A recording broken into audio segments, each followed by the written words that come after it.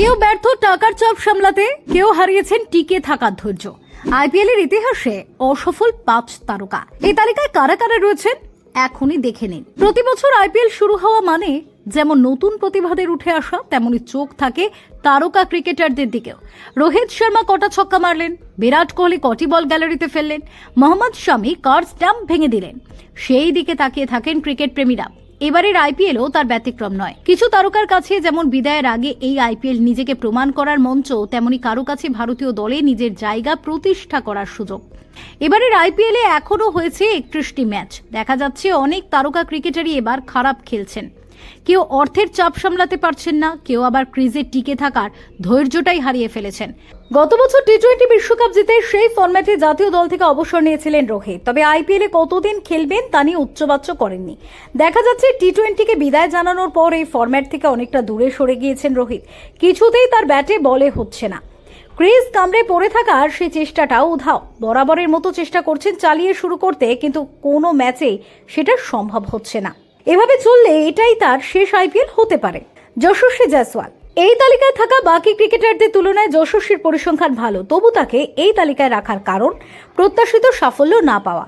দেশের হয়ে যশস্বী শেষ টি-20 খেলেছেন 2024-এ, তবে ইদানিং টি-20তে তিনি প্রথম একাদশে কার্যত পাকা। শুভমান গিলকে দল থেকে সরিয়ে নিজের জায়গা মজবুত করে ফেলেছেন। পরের বছর টি-20 বিশ্বকাপের আগে বেশ কিছু সিরিজ রয়েছে ভারতের সামনে। যশস্বীর ফর্ম এরকম উত্থান পতনের মধ্য দিয়ে গেলে বিশ্বকাপের দলে ঠাঁই পাওয়া তার কঠিন হবে। শুভমানের রান তার থেকে বেশি, পাশাপাশি অধিনায়কত্বও ভালো করছেন, তাকে দলে ফিরিয়ে আনা হতে পারে। আইপিএলে ভালো খেললে আগামী টি-20 সিরিজগুলিতে দলে জায়গা পাওয়া কঠিন হবে না যশস্বীর। বিশ্বকাপের দরজাও খুলে যেতে পারে, তবে সবটাই নির্ভর করছে বাকি আইপিএলটা তার কেমন যায় তার উপর। আইপিএল শুরু হওয়ার আগেই মাথায় একটা বিরাট বোঝা চাপিয়ে দিয়েছিলেন সঞ্জীব গোয়েঙ্কা। আইপিএলের ইতিহাসের সবচেয়ে দামি ক্রিকেটার হওয়ার বোঝা। আইপিএলের প্রায় অর্ধেক কেটে গেলেও সেই বোঝা এখনো ঘাট থেকে নামাতে পারেননি পান্ত। 27 কোটি পাওয়ার পর থেকে হিসেব শুরু হয়েছিল প্রতি ম্যাচে প্রতি বল খেলে কত টাকা রোজগার করবেন তিনি। কিন্তু আইপিএল শুরু হওয়ার পর থেকে কঠোর বাস্তবের মুখোমুখি হতে হয়েছে তাকে। দল হয়তো জিতছে, তবে সেটা যত না পন্থের অধিনায়কত্বে, তার চেয়ে বেশি সতীর্থদের ব্যাটে বলে।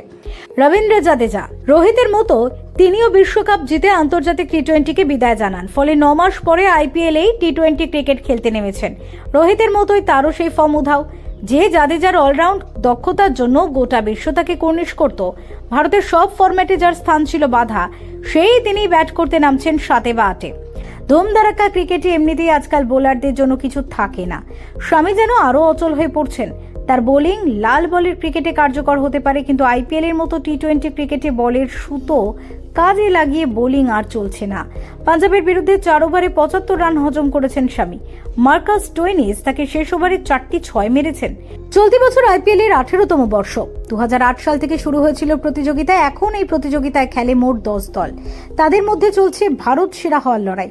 গতবার আইপিএল চ্যাম্পিয়ন হয়েছে কলকাতা নাইট রাইডার্স, 3বার ট্রফি জিতেছে তারা। মুম্বাই ইন্ডিয়ান্স ও চেন্নাই সুপার কিংস 5 বার করে চ্যাম্পিয়ন হয়েছে।